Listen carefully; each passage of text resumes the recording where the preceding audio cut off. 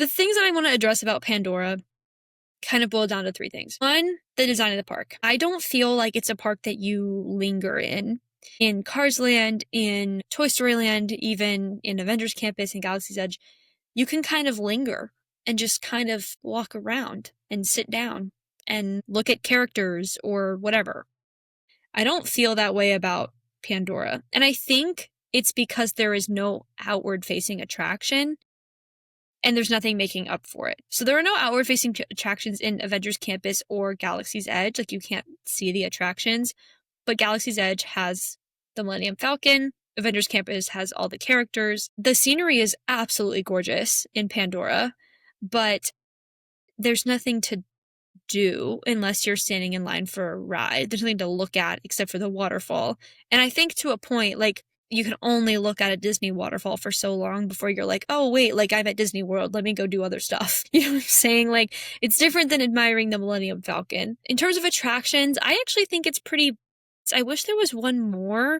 I agree that I don't think Flight of Passage is a ride for stroller-aged kids because it has a height requirement on it. But Navi River Journey, I think, is like the perfect kids ride. It doesn't have much of a story. It's beautiful. It's quiet, calm, decently long, whatever. And then the food, obviously, like you already talked about, it's fantastic. But the last bit is what I have been coming at, like my angle on this.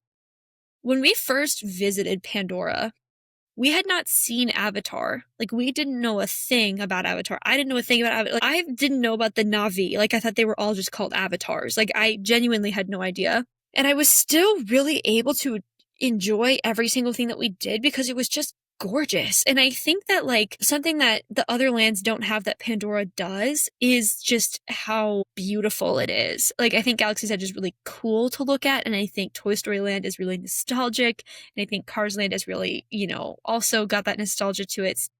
Avengers Campus is really cool. Pandora is just beautiful. I mean, come on. Like, the attractions there are not necessarily, like, hit you over the head like Pandora.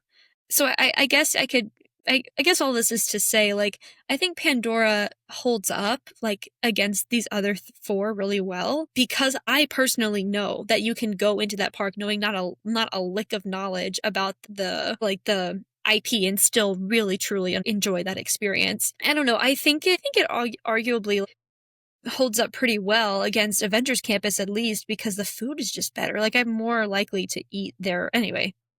I think Pandora is great. I really enjoy Pandora, and I think it's sort of underrated. I do wish there was more to do. I wish it was a little bit bigger, but I think it also, like, the quaintness adds this intimacy that I think is really necessary for that storytelling, if that makes sense.